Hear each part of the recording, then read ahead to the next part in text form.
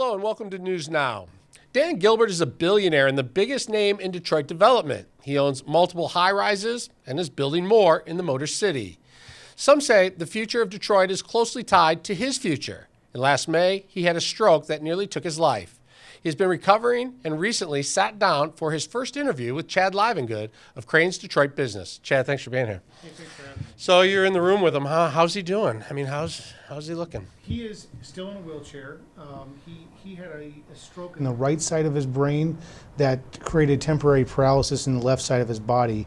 So initially he couldn't move his leg or arm. He says he can stand with a cane now, and he intends to do that apparently this coming Friday.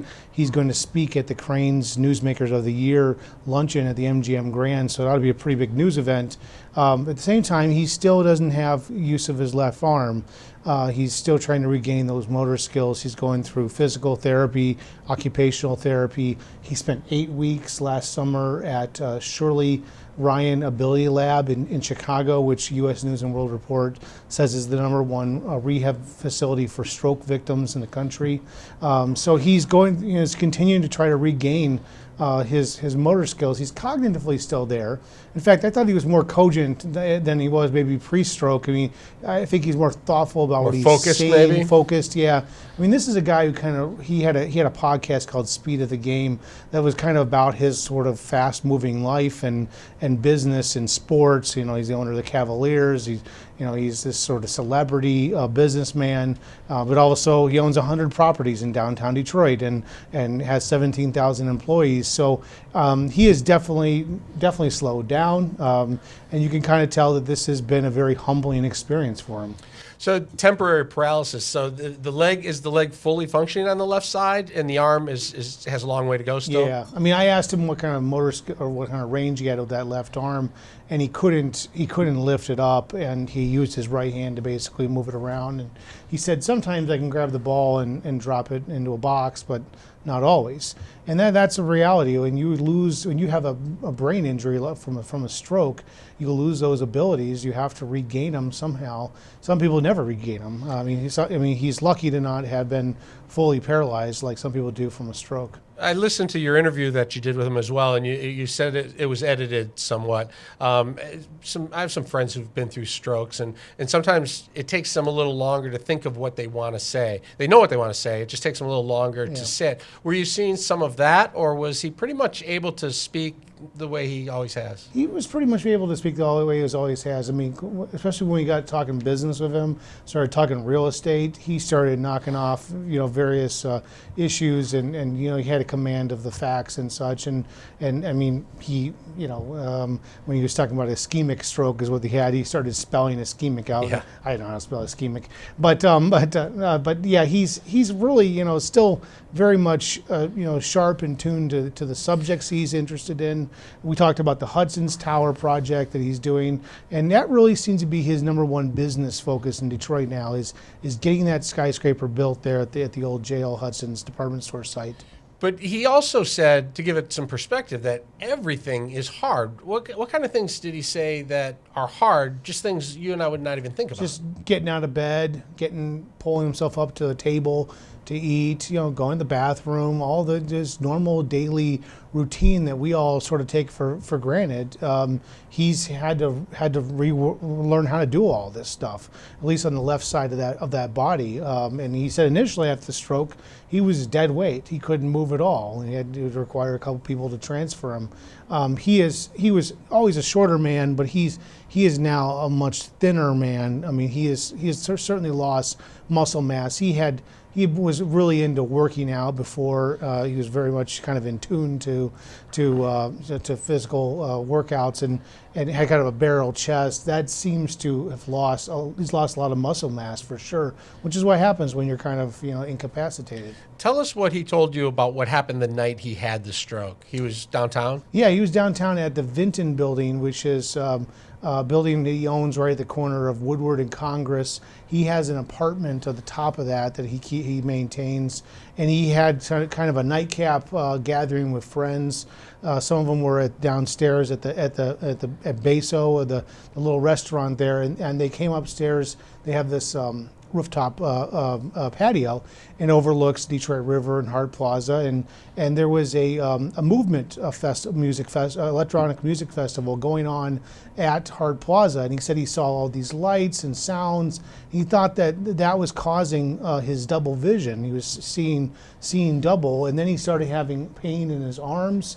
And he thought maybe that had to do with his workout. I mean, he started trying to compartmentalize these things as something other than what they were. He went into his apartment, sat down, and a friend that was there with them, Dr. Stephen Adamczak, who is a how fortunate is that to have a physician that happens to be at your party? Not just any physician, an emergency room physician who is a friend who coaches one of his son's basketball teams in the suburbs. He came and examined him and said, you're having symptoms of a stroke, and so he advised him and Dan Gilbert's wife Jennifer that they needed to go to a hospital. According to Gilbert and the doctor, Gilbert resisted. I mean, he's very kind of a little stubborn of an individual at times, but eventually they convinced him he needed to go to the hospital and that they would take him to Beaumont Royal Oak, which is not the closest hospital. I mean, there's Detroit Medical Center, Henry Ford, St. John's. And they didn't call an ambulance either. They didn't call an ambulance. They just put him into Gilbert's private vehicle, and Gilbert's driver drove him to the hospital. And so I think he's, you can tell that there may be a little bit of a reflection on that on his part, that you got to go to the hospital if you're having these kind of symptoms. And the Stroke Association of America talks about the acronym of FAST, that if you're having facial drooping, if you're having arm pain, if you're having slurred speech, and then it's time to go call 911. I mean, Dan's word was it was time to get his butt to the hospital. And truly, I mean, you always say every second counts, but when you have that kind of a stroke, the amount of damage is crucial.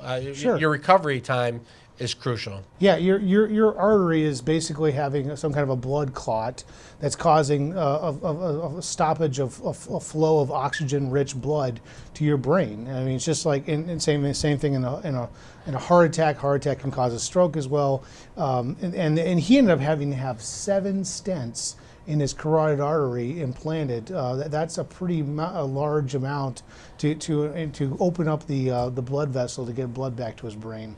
And his eyes kind of opened up through this to a couple of things. One, how great nurses are, which is true, and also the need for maybe some more facilities in Detroit for stroke victims. Yeah, so he talked about nurses. He's like, I'm certain they're underpaid, and that you said you can't pay them enough. And he's obviously having been in Beaumont for a couple weeks back in June last year, and then he went to this facility, this rehab facility in Chicago. Now we have Rehabilitation Institute of Michigan, RIM, at the DMC, but it's not as highly ranked as like this place in Chicago. And he said we need a place like that in Detroit. So I would watch for Dan Gilbert to maybe lead the charge for some type of enhancement of stroke rehabilitation centers in Detroit. Okay, can you stay with us for another segment? Absolutely. All right, we'll be right back with more news now after this.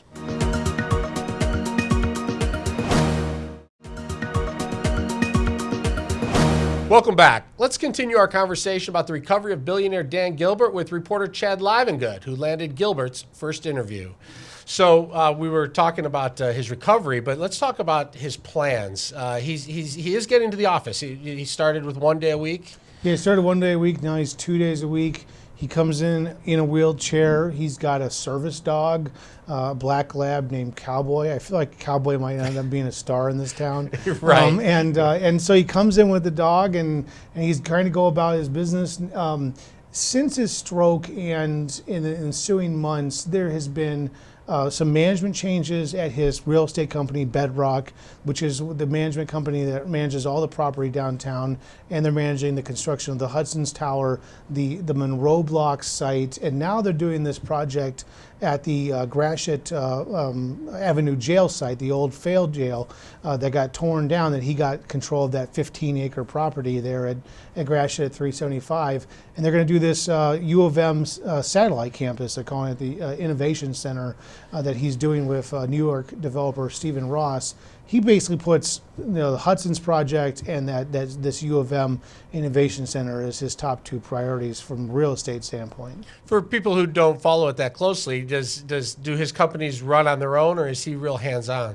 He's got pretty attuned lieutenants that are basically CEOs of individual companies. So Jay Farner has worked for him for 24 years at Quicken Loans, and he's the CEO of Quicken.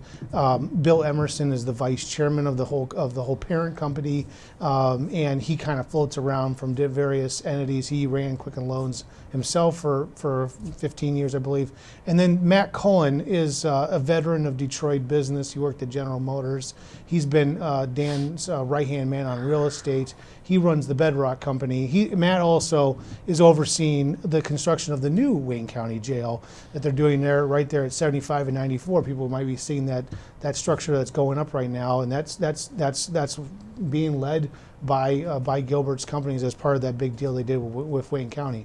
While he was recovering, a lot of people were talking about the Hudson's project. It originally was going to be the tallest building in Detroit, and then it was scaled back, and it wasn't going to be. And were there signs that there were problems or with the economy or the project itself? But he told you that he's not set yet on whether that's going to be the tallest building or not. He sounds like he's actively involved and still trying to figure out what this is going to look like. Yeah, he says there's 3 or 4 plans still floating out there.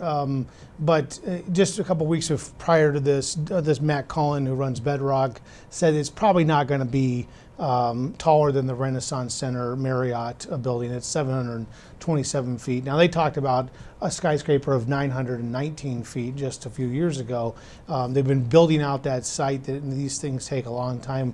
This one took a lot longer because they had to take out not just the parking garage that replaced the Hudson's building, but they had to take out the deep footings of the Hudson's building. They had to do a lot more drilling down into the earth to kind of build the basis for building a tower. So yeah, it's not going to be the same tower, but it's going to be a skyscraper. They're kind of pretty much clear about that. It's all driven by who's your anchor tenant, and also the kind of hotel you bring in. They're going to want to have a hotel component to it. They say they're going to have all of this announced by June, and we'll start seeing steel coming out of the ground later this year. Do you think that would be his legacy building? Is he the kind of person who would want a building that when you came downtown you thought Dan Gilbert? I gather that this is why it's a mission, that he doesn't want to have a hole in the earth and not deliver. I mean, he got, if you recall, he got the legislature to give developers for huge new tax incentives to build this. He got himself his own tax incentive just to build this, to basically subsidize some of the costs. He went to all that trouble, and also because the reason why he's building it is they're out of space in downtown Detroit. Basically, the office space is 95 to 98% full, and so they need more space. That's why Dan keeps saying we got to go vertical. And so I think, yeah, he's definitely mission driven. Whether he thinks about it as legacy, I'm not sure. But he's 58 years old. And he just suffered a stroke, and he's recovering from it. It doesn't. I mean, he's got, life is fragile, and I think he's kind of figured that out pretty quickly. And why is the Ross project so important to him? Ross project's important because so back when Quicken was still in Livonia, I've written about this in the past. Matt Cullen had just started working for him, and he came in the office one day, and Dan was just stewing and kind of about this jail project that they're putting a jail at the basis of downtown, the eastern gateway of downtown, and Gilbert thought that was a terrible spot for it. That, I mean, just being so close to sandwiched between Ford Field and Greektown Casino, which he later bought. He thought it was not a great place for it, and he wanted to have something more downtown development. So they're pretty focused on that, and also they see the idea that if you put a university presence, particularly University of Michigan, you will draw people there. This is going to be a grad school for high-tech fields, and so you're going to have people living there, maybe keep staying there, building new businesses for Detroit. There's a whole bunch of ancillary business and effect that this could bring if they can pull it together. And real quickly, how important is Detroit's future tied to Dan Gilbert's health and his future? Well, over the last 8 months or so since his stroke, there's been a quiet uncertainty just lingering across Detroit that everyone was kind of waiting to see how is Dan and is he going to come back the way he was before? And because a lot of people have staked their futures, have made business decisions on moving to Detroit, bringing employees to Detroit, and so they've been waiting around. And I think it's very important to the long-term future of the city. Congratulations on getting the interview, and thanks for stopping by and sharing the stories with us. We appreciate it. Thanks for having me. We'll be right back with more news now after this.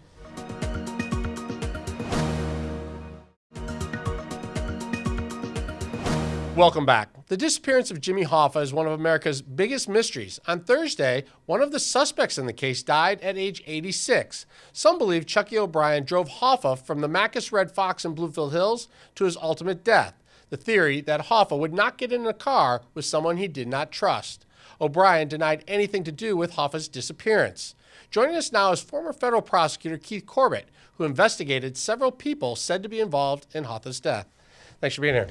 Nice to be here, Kevin. So you investigated the Detroit Mafia, right? Yes. I was in the organized crime strike force, and obviously the Detroit LCN was one major target of investigation. And the Hoffa disappearance and death has long been rumored to be part of the Mafia, although not necessarily the Detroit Mafia, but the Mafia. Right. I mean, it was a case that was assigned to the organized crime section, and still is because it's an active case. But obviously not much is happening. But there's no statute of limitations on a murder case. But as you were investigating the Detroit La Cosa Nostra, is that how you said it? LCN, La Cosa Nostra. Yeah. People were probably interested if people knew anything about Hoffa? Oh, absolutely. I mean, that was always a question you would ask any member of the Detroit LCN who was trying to get a deal was, tell me what happened to Jimmy Hoffa and we can do something for you. But nobody was forthcoming on that topic. Shocking, right? Right. So what do you think about the death of Chucky O'Brien? What do you think about Chucky O'Brien's possible involvement? And what was the relationship that Jimmy Hoffa and Chucky O'Brien had? Well, Chucky O'Brien was always a person of interest, although I don't think within a few months of the commencement of the investigation, people began to believe that O'Brien did not play a major role. He may have played some role, but I don't think too many people thought he was the driver. Chucky O'Brien was a Teamster BA who had a close personal relationship with Jimmy Hoffa. Some people call them a foster son or a godson. It's clear, I'm not exactly sure what the relationship was, but it's clear that Hoffa took him under his wing, helped him get a job as a BA, which is a business agent for the Teamsters, which could, if you worked hard, be a very lucrative position. When Hoffa went away, Chucky O'Brien sort of aligned himself with his successor, Frank Fitzsimmons, and when Hoffa returned, his connection with Fitzsimmons caused a rift in their relationship. Although they were still talking, they were not as close as they had once been. The main thing about Chucky O'Brien is the role played by the vehicle he owned in the Hoffa disappearance. To the best of my knowledge, the FBI still has that vehicle. That is a vehicle in which there was blood found in the trunk of the car, although it turned out to be fish blood. It's also the vehicle from which the FBI recovered a hair, which was subsequently identified as having belonged to Jimmy Hoffa. However, O'Brien maintained that he loaned his car to the Giacalones on the day in question, and nobody's in a position to put O'Brien at the Marcus Red Fox at the time.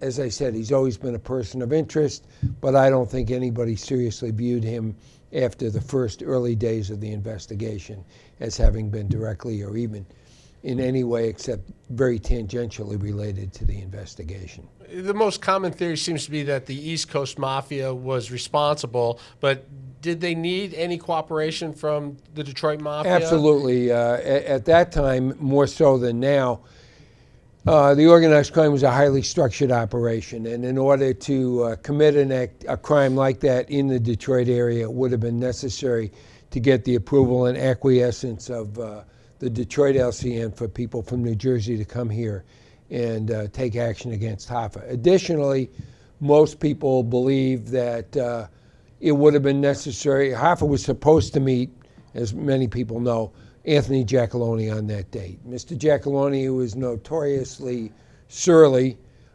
spent most of the day at the Southfield Athletic Club asking people every 15 minutes, do you know what time it is? So there were a veritable laundry list of people who could say, Tony Giacalone was here at 12:15, 12:30, 1 o'clock, 1:30. His alibi was pretty well established. It was pretty well established, which was out of character for him. The location of his brother Billy on that day, though, was a much different question. And if Billy Giacalone had appeared at the Marcus Red Fox and said to Jimmy Hoffa, hey, Tony got tied up, you want to get in the car, we'll drive you there. I believe, and I think most the investigators believe, that Hoffa would have gotten into a car with Billy Giacalone, who he had known for 40 years. Do they believe that he would have gotten into a car with someone he did not know? I think it's unlikely. I mean, it would have been a much more problematic situation to get Jimmy Hoffa to get into a car with people he didn't know. Well, why? Where's Tony? What's going on? What's happening? Especially if he saw people in the backseat of the car he didn't know and who looked like